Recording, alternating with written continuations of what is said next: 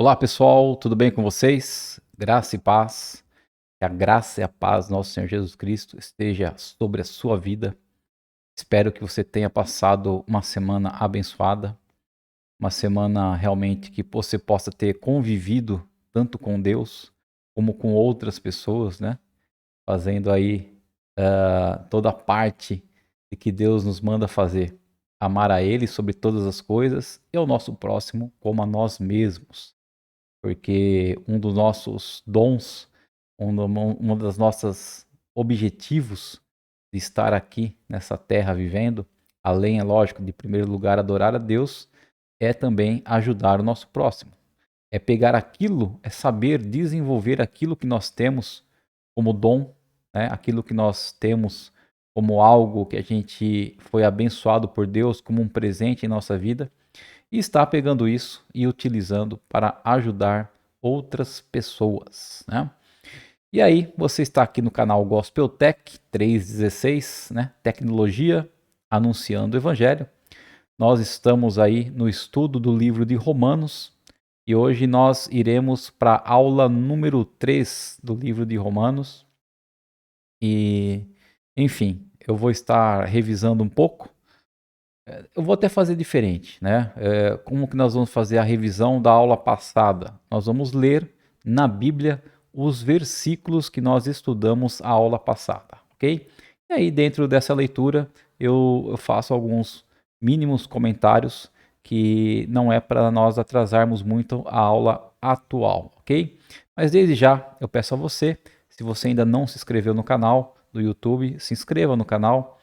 Depois de ter assistido a aula, se você realmente gostou da aula, achou interessante, achou válida, deixe seu like, tá? E compartilhe, porque quanto mais like, quanto mais compartilhamento tiver, a plataforma do YouTube entende que é um vídeo relevante e ele vai estar apresentando a mais pessoas nas pesquisas, ok?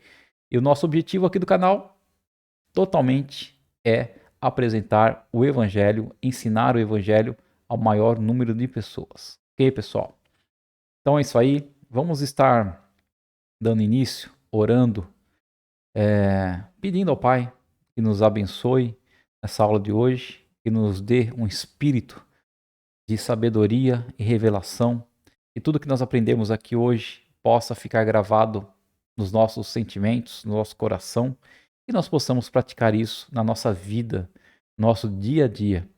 A nossa vida, nossos afazeres diários, cotidianos, sejam um reflexo daquilo que Deus é, daquilo que Jesus é, ok? Que nós possamos estar buscando a cada dia subir um degrau a ser mais parecido com Cristo.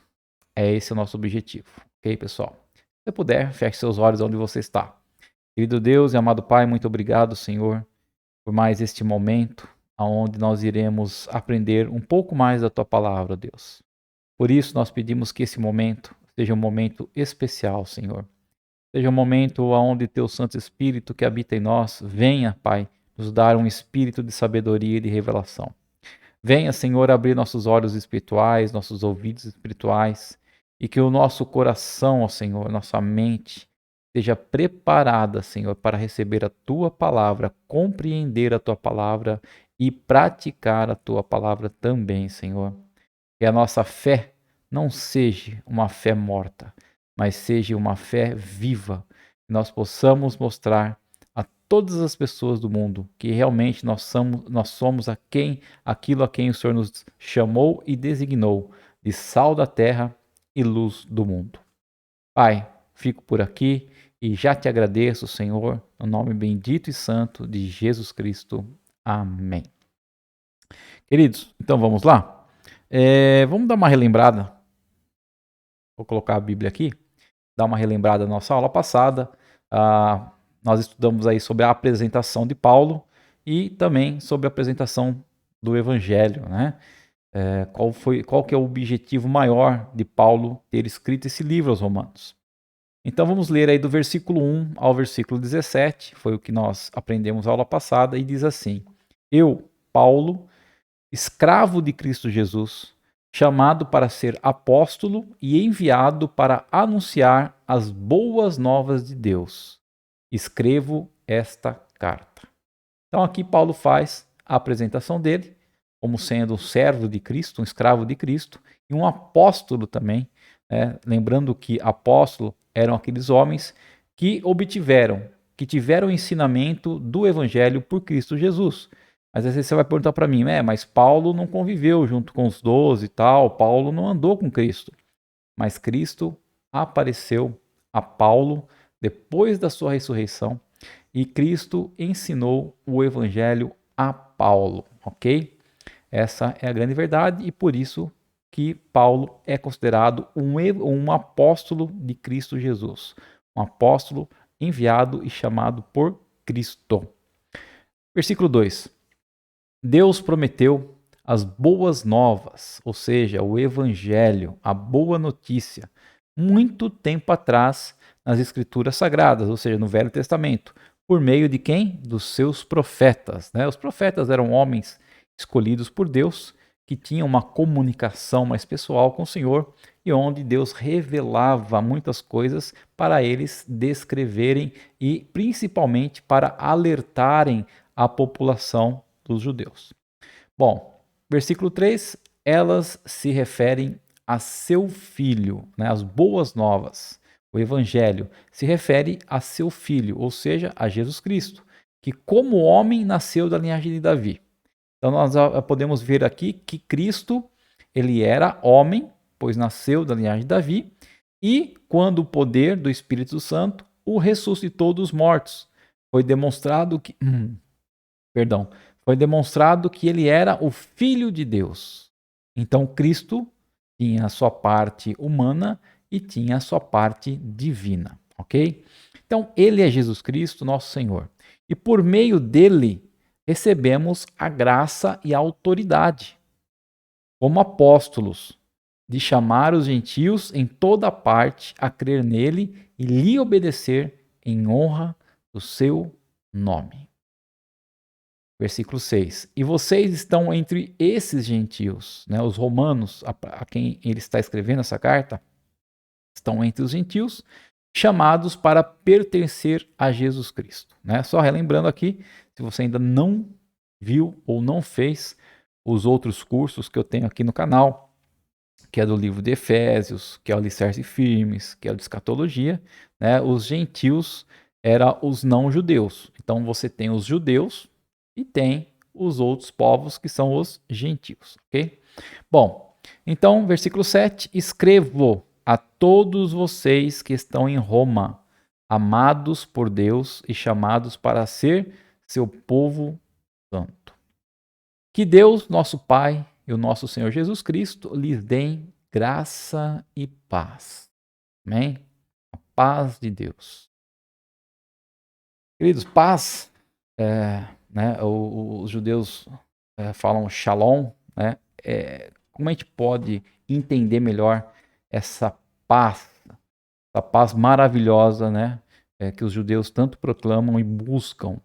A paz, na verdade, se nós formos traduzir, é a falta de ansiedade. É você não ter nenhum tipo de ansiedade. Ansiedade zero, né? Esse sentimento terrível que é a ansiedade, que nos traz doenças maléficas, tanto da mente como o nosso físico, a ansiedade.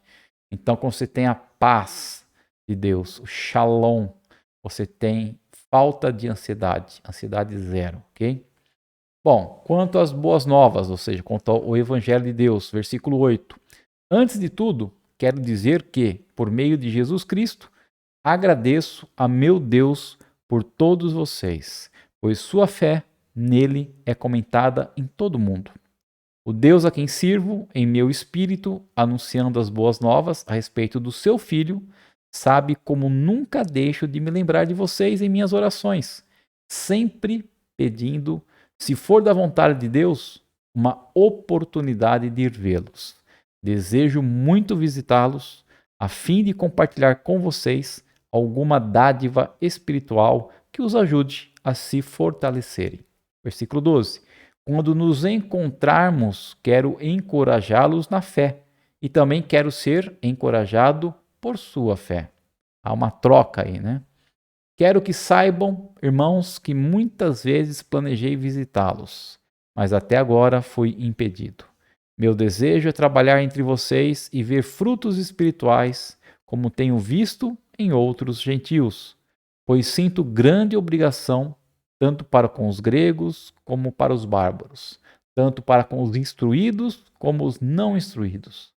Por isso, aguardo com expectativa para visitá-los, a fim de anunciar as boas novas também a vocês em Roma, né? Então, por isso, Paulo já tinha planejado ir várias vezes para Roma, mas por vários motivos, ele foi impedido de estar com os irmãos lá em Roma. Mas conhecia muito bem a fama dos irmãos em Roma, como eles eram, né, cheios de fé, cheios de obra. Então ele queria compartilhar algo a mais com eles e também queria receber deles algo que ele não tinha, ok? Versículo 16: pois não me envergonho das boas novas, ou seja, do evangelho, a respeito de Cristo, que são o quê? O poder de Deus em ação. Então o evangelho, as boas novas, a boa notícia é o poder de Deus em ação, ok, pessoal? A palavra de Deus é o poder de Deus em ação. Para quê? Para salvar todos os que creem, primeiro os judeus e também os gentios.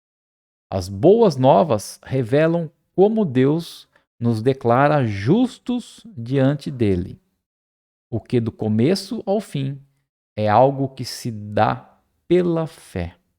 Como dizem as Escrituras, o justo viverá pela fé. Então aqui Paulo já começa a introduzir a graça, né? A salvação pela graça, e essa salvação que vem através da nossa fé. É nós entendermos a palavra de Deus, é nós acreditarmos em Cristo Jesus, na sua obra, em todo o evangelho, e a partir dessa crença nossa, dessa fé nossa, nós sermos justificados, nós sermos salvos pela fé. Ok? Então esse foi os versículos que nós estudamos na aula passada, aula número 2. E na aula de hoje, né, nós vamos ver aqui a aula 3. Nós vamos ver aí Paulo já começando, como eu posso dizer, a nos posicionar, a nos instruir, a nos mostrar como é a nossa natureza humana, né? A perversidade da nossa natureza corrompida humana. Então, nós vamos ver aí os 6 Ds, e a gente vai entrar na lição aí ver os 6 Ds, e na lição número 3 a gente vai ver deter, o ser humano detém a verdade e despreza os atributos de Deus. Ok? Então, o ser humano, ele tanto detém a verdade, como também despreza os atributos de Deus.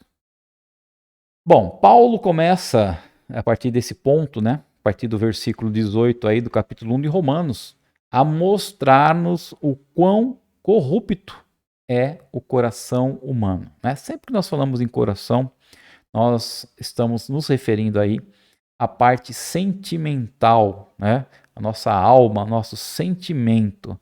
Então, o quão corrupto é o nosso coração, o nosso sentimento humano. E o profeta Jeremias, lá no Antigo Testamento, já dizia, no capítulo 17, versículo 9, o seguinte: enganoso é o coração, mais do que todas as coisas, e desesperadamente corrupto. Quem o conhecerá? Ok? Então, quer dizer, o nosso coração, nosso sentimento, nossa alma é algo corrupto, né? Ela se corrompe facilmente por causa da nossa natureza humana. E ela é algo muito enganosa, né? Às vezes, se nós nos deixarmos levar por nossas emoções, por nossos sentimentos, nós vamos acabar nos dando muito mal. Mas vejamos se realmente, né, tudo isso que Jeremias escreve é assim. Então, parte 1, 2 e 3, nós vimos na aula passada, E a parte 4 agora, nós vamos ver como Paulo apresenta o grande problema da humanidade, né? Qual que é o grande problema da humanidade? O pecado. Então, Paulo vai estar tratando aí, né, desde o versículo 18 até o versículo 32, sobre o pecado, sobre essa natureza corrompida nossa, ok, pessoal? Então, a ira de Deus se manifesta, ela é manifesta, porque o homem, né, são 6 Ds. Primeiro, detém a verdade pela injustiça. O homem despreza os atributos de Deus. O homem desliga-se de Deus. O homem deifica a criatura. O homem deleita-se na imoralidade e o homem acaba-se na depravação total, ok? Então nós somos, não é porque você não faz certas coisas das quais nós vamos aqui estar estudando, e você não é pecador, ok?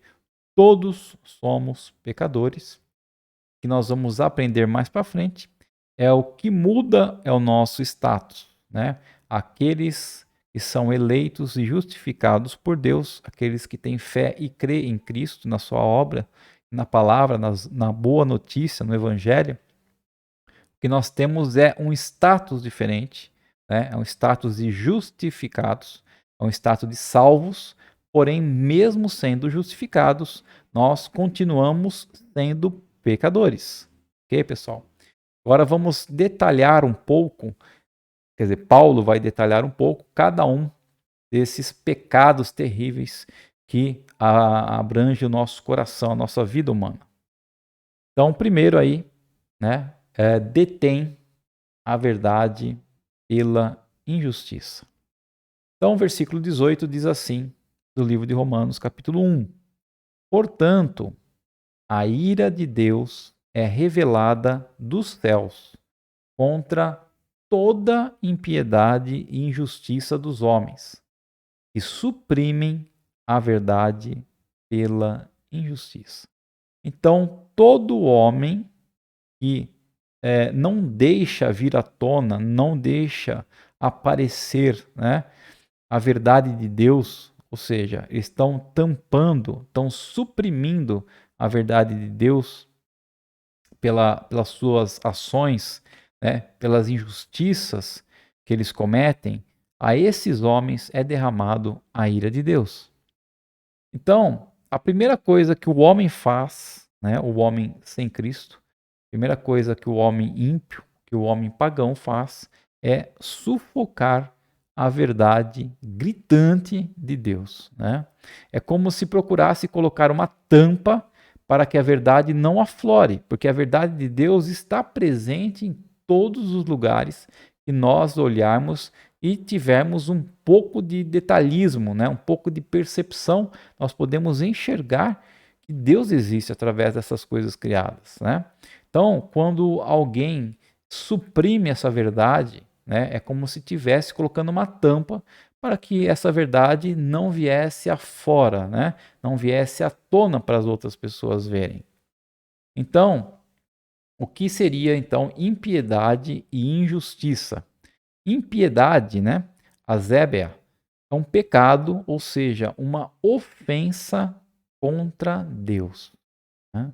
É viver como se Deus não existisse, bem como os ateus vivem, né? Os ateus são um grupo de pessoas, sociedades designadas por esse nome, por não acreditarem no Deus vivo, eterno e criador.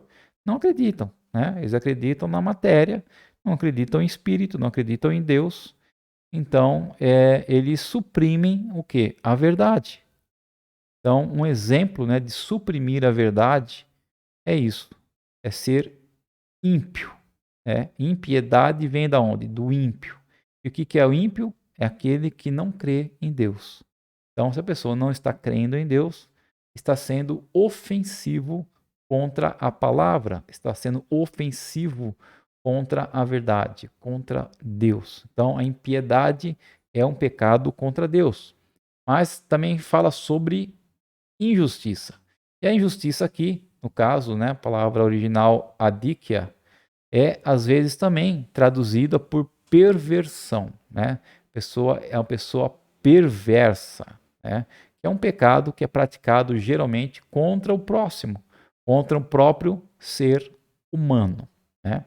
É a pessoa que crê em Deus, pelo menos diz que crê, mas vive como se não estivesse nem aí, né? Então, a pessoa que é uma pessoa injusta é uma pessoa que fala que crê em Deus, mas não aprende da palavra, não aprende do que Deus realmente tem nos ensinado pela palavra e vive do jeito que ela quer, como se, né, Deus não tivesse estabelecido nenhum padrão para se viver. Ou seja, a pessoa vive com o seu próprio padrão. Ela designa um padrão de vida para ela e não quer nem saber se Deus está nesse padrão ou não. Isso aí muitas vezes ela é caracterizado por um relativismo completo. O que é um relativismo completo? A pessoa vai falar, bom, eu penso assim, mas depende do ponto de vista, né? Então a pessoa realmente vive como se a Bíblia não existisse de jeito nenhum. Então, pessoal, o homem, o ser humano, além de deter, né, suprimir, tampar aí a verdade de Deus, não deixar aflorar, vir à tona, o homem também, o segundo ponto é que nós vamos estudar essa noite, que ele despreza os atributos de Deus, ok? Então, continuando aí, nós lemos lá o versículo 18, deixa eu até voltar, né? A gente dá continuidade aqui no 19 e no 20. Então, 18 estava escrito assim: portanto, a ira de Deus é revelada dos céus contra toda impiedade e injustiça dos homens, que suprimem a verdade pela injustiça. Pois o que de Deus se pode conhecer é manifesto entre eles, entre esses homens, porque Deus lhes manifestou. Pois desde a criação do mundo, os atributos invisíveis de Deus, seu eterno poder e sua natureza divina têm sido vistos claramente, sendo compreendidos por meio das coisas criadas, de forma que tais homens são indesculpáveis, ok? Então essas pessoas que não crê em Deus, são chamados os ateus, né? Ou até mesmo essas pessoas que nós vimos que são aí ímpios, injustos, né? Pessoas que vivem conforme o seu próprio ventre, conforme a sua própria vontade, são pessoas aí que desprezam os atributos de Deus. E apesar de serem atributos invisíveis, ao mesmo tempo são totalmente manifestos para nós. São claramente compreendidos. Basta nós vermos tudo que foi criado por Deus, tudo aquilo que está ao nosso redor. Nós com certeza teremos. Não tem desculpa de a gente falar, não, quem foi que criou isso? O acaso criou isso, né? Foi o Big Bang, foi a explosão. Não. Quem criou tudo isso foi Deus, né? Com a sua mente insondável, maravilhosa, ok? Então nós vamos ver aí, dentro desse ponto 2, né? Sobre que o homem despreza os atributos de Deus. Um dos atributos, né? É seu eterno poder. E esse eterno poder, ele é visto, ele é manifesto através de toda a criação de Deus, ok? Então, por exemplo, dá um exemplo disso aí, do que o homem não tem desculpa por falar que Deus não existe. Por quê? Um exemplo. Bom, se alguém for até a sala do meu escritório onde eu trabalho, tá? Ela vai perceber imediatamente, se ela for uma boa, tiver pelo menos um pouco de percepção e olhar, né, o que tem ali na minha sala, elas vão perceber o que? Três coisas que vão dizer algo sobre a minha pessoa, né? Primeira coisa, gosto de informática. Segundo, gosto da minha família. E terceiro, que o automobilismo é um meu esporte favorito, ok? Agora, como, né, que a pessoa vai chegar a essa conclusão? Será que ela vai pedir minha mão e vai ler a palma da minha mão para adivinhar isso, né? Ou vai estar, de alguma forma, tentando penetrar em minha mente? Ou por jogar cartas e tentar adivinhar a minha vida? Lógico que não, né? A pessoa vai perceber tudo isso que eu falei, essas três coisas, pelas evidências que estão lá na sala, pelas coisas que elas estão olhando, né? Então ela vai ver o quê? Vai ver os livros, o número de livros que tem e os números de equipamentos de informática que tem na sala. Então ela vai deduzir, olha, essa pessoa tem bastante livros ali de informática, de programação, de desenvolvimento, e vários equipamentos aqui, então quer dizer o quê? Quer dizer que ele mexe com informática, ele gosta da profissão, ok? Ela vai ver vários porta-retratos com as fotos da minha esposa, dos meus filhos. Então vai ver que eu gosto da minha família. E também vai ver várias miniaturas de carros, né? E até alguns troféus. Então vai ver que eu gosto também do automobilismo. Então quer dizer, ela adivinhou de alguma forma? Não. Ela olhou, viu, percebeu e deduziu através das evidências, né? Então, da mesma forma, o homem, quando olha ao seu redor, quando olha a natureza criada por Deus, ele deduz que Deus existe. Não tem como não deduzir. Então, o Ronald C. Preeter diz que Deus deixou evidente, né, o seu eterno poder, isto é, a criação, e sua natureza divina, que é a nossa consciência, para que o homem pudesse claramente ver os atributos do próprio Deus, usando o quê? Os seus cinco sentidos, os sentidos que Deus nos deu, né? Então aqui nós estamos vendo o quê? O eterno poder através da criação e a natureza divina, que nós vamos ver também, que é a nossa consciência, que é um pequeno pedaço de Deus que nós temos em nós, quando Deus nos criou conforme a sua imagem e semelhança. Então, através da nossa visão, através da nossa audição, o nosso tato, paladar e o olfato, que são os nossos cinco sentidos, né, nós podemos perceber o quê? Os quatro elementos básicos, né, que formam a matéria desse universo. Pelo menos, né, como nós conhecemos. E são o quê? Terra, o ar, né, o vento, o ar, fogo e água. Né? Esses são os elementos básicos da matéria. Então, Ronald diz o seguinte: pense nesses quatro elementos e no que nos dizem sobre Deus. Quando estão calmos e bem comportados, provavelmente não pensamos muito neles. Né? Então, quando a terra, o ar, o vento, o fogo e a água estão ali, cada um cumprindo o seu papel que Deus criou para eles cumprir, estão ali de mansinho, tá tudo bem. A gente às vezes nem pensa neles. Mas, né, não foi isto que Paulo enfatizou no versículo 20. Né? Ele escreveu sobre a capacidade desses elementos manifestarem o eterno poder de Deus. E temos que considerá-los sob um ângulo mais extremo. Então, em vez de considerar eles de maneira em que se encontram no dia a dia, né, mais calmos, esses elementos, nós temos que às vezes pensar em cada um sendo extremos. Ou seja, né, por exemplo, se um vento decide se exaltar, né, ventania muito grande, o que pode acontecer? Né? E com os outros elementos também. Então, se a gente for seguir o raciocínio do Ronald, nós, quando os ventos se exaltam, temos o quê? Furacões. Quando a terra se exalta, nós temos o quê? Terremotos. Né? Quando a água se exalta, temos tempestades. Quando o fogo se exalta, nós temos o quê? Vulcões entrando em erupção. E num confronto de tudo isso, né, da natureza, da criação de Deus com o homem, quem será que sai ganhando? Okay? Então, nós chegamos à conclusão que, se aplicarmos nossos cinco sentidos a fim de compreender os quatro elementos fundamentais, com certeza eles devem nos levar à conclusão de que Deus é um ser supremo, né?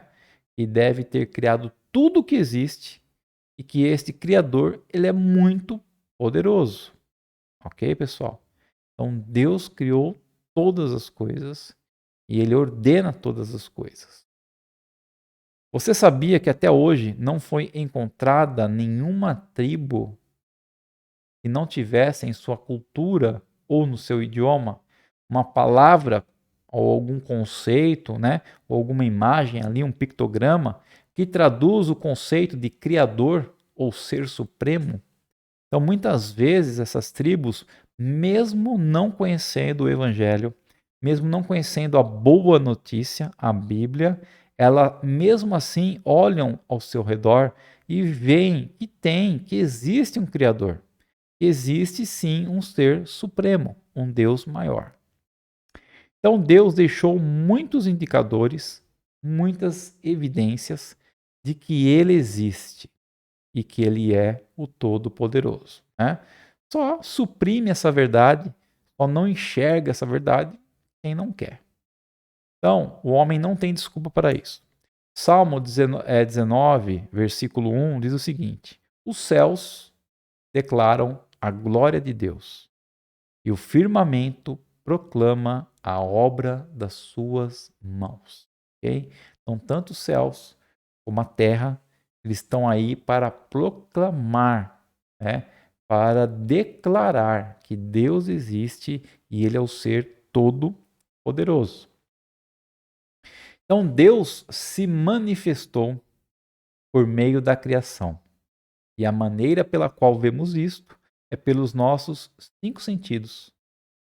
Mas Deus também se manifestou pela sua natureza divina, né? Que é vista através do quê? Da consciência dada a nós. Então, o eterno poder de Deus, nós conseguimos identificá-los pelos nossos sentidos, ok? E a natureza divina de Deus, ela é vista através da nossa consciência, né? Então é através da nossa consciência que podemos perceber a natureza divina no ser humano, que leva consigo a imagem de Deus. É ela, a consciência, que nos mostra, por exemplo, que chutar uma mulher grávida, ou espancar uma criança, né, ou matar alguém, é algo errado. Então é esta fagulha, né, de Deus em nós que nos leva a ter a percepção do certo e errado. Portanto, todo homem e mulher tem conhecimento de Deus. Ok, pessoal? Então, mesmo que uma pessoa seja um ateu, né, uma pessoa não creia em Deus, ela mesmo assim, ela tem nela uma parte divina da natureza de Deus, que é a consciência. E é por causa da consciência que essas pessoas, ou nós mesmos, né, não fazemos coisas mais terríveis daquilo que nós somos capazes de fazer. Então, a consciência foi dado a todos os homens, tá? Todos os homens e todas as mulheres têm a consciência, que é uma parte da natureza divina de Deus, e é por causa dessa consciência que nós não fazemos muitas coisas erradas e terríveis, né? Você fala, mas tem pessoas que fazem. Sim, tem. Mas são pessoas que já estão totalmente depravadas, né? E abafaram a consciência num certo ponto e já não a consciência divina, essa parte divina de Deus na vida daquela pessoa já não tem mais quase nenhum efeito, ok? Bom, por exemplo, um exemplo aqui de informática, né? Nos computadores aí. Computadores, né? Que são ali o hardware, eles dependem do quê? De programas, que são o software. Então, o hardware não vai funcionar, não vai valer de nada se não tiver o quê? Um software, que é um programa rodando ali, utilizando as peças para se fazer algo, né? Para funcionar. Então, assim como eles, os computadores, nós também nascemos com um software pré-instalado em nossa mente, né? Um programa que permite que nos relacionemos com Deus. Então, você queira ou não, você tem a natureza divina de Deus com você. E essa natureza divina, que é uma consciência, ela está pronta ali para nos levar a um relacionamento com Deus. E nós somente não nos relacionamos com Deus se nós quisermos deter isso em nós, né? Nós quisermos desprezar esse atributo maravilhoso e invisível de Deus que está em nossa vida. Só não vê quem não quer. É invisível, mas é totalmente perceptível, ok? É uma evidência que tem, né? Então, deter a verdade e desprezar os atributos de Deus é algo realmente indesculpável para o homem. E aqui eu quero só citar com vocês, né, quais são alguns dos atributos comunicáveis de Deus e incomunicáveis de Deus, né? Então, o que são atributos comunicáveis de Deus? São atributos que ele, de uma forma ou de outra, compartilhou, comunicou, compartilhou, derramou sobre nossas vidas também, nós seres humanos, né? E os atributos incomunicáveis de Deus são aqueles atributos que são somente de Deus, ok? Então, os comunicáveis são o quê? O amor, bondade, misericórdia, sabedoria, justiça, santidade, veracidade, liberdade e paz, né? São atributos de Deus, mas que ele compartilhou com nós, homens. E quais são os atributos incomunicáveis de Deus, que é só Deus quem tem?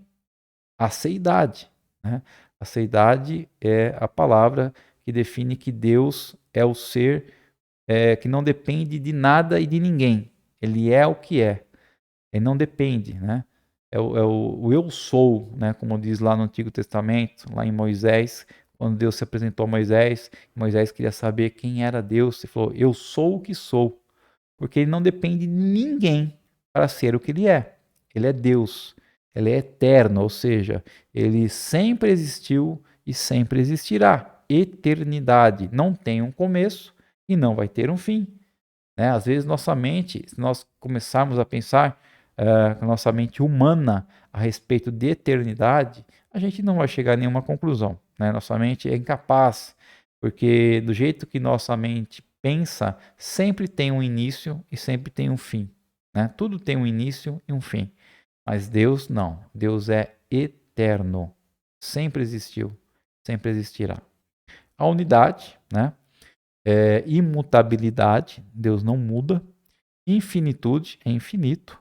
E ele é onipresente, onipotente e onisciente. Ou seja, ele pode estar em todos e qualquer lugar que ele queira ao mesmo tempo.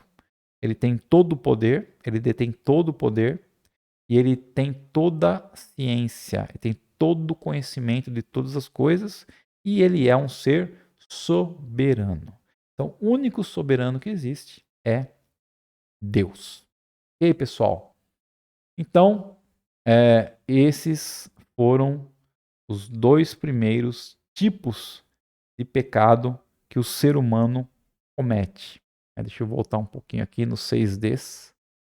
Então, o que nós vimos hoje aí no versículos 18, 19 e 20 de Romanos, capítulo 1, foi que o homem detém a verdade pela injustiça e que o homem despreza os atributos de Deus, ok? Isso se encaixa a mim, isso se encaixa a você, né? Quando nós principalmente estávamos aí perdidos, sem a graça, sem a justiça de Deus sobre nossas vidas. Bom, pessoal, então espero que vocês tenham gostado da aula, né? A minha gatinha está passando aqui atrás agora, a Zitinha.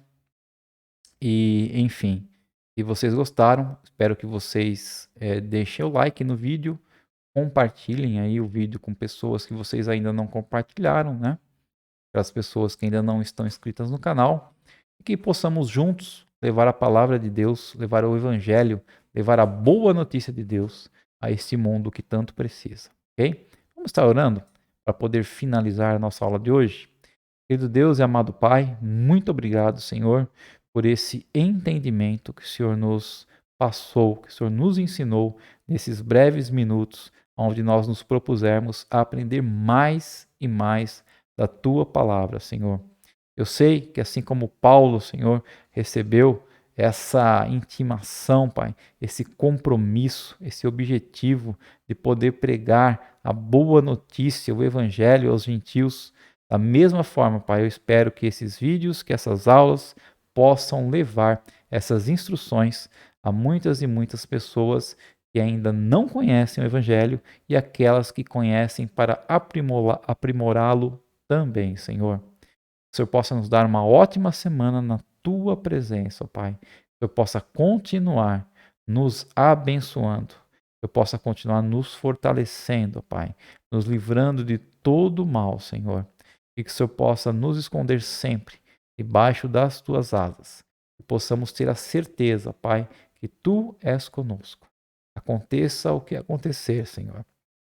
Tu estás conosco. E nós temos em nosso coração o foco, o olhar voltado não para esse mundo, Pai, mas voltado principalmente para a eternidade contigo, Senhor. Muito obrigado por tudo, ó Pai. Nos despedimos aqui em nome de Jesus Cristo. É isso aí, pessoal. Muito obrigado e até a semana que vem, se assim o Senhor nos abençoar. Um grande abraço para todos vocês.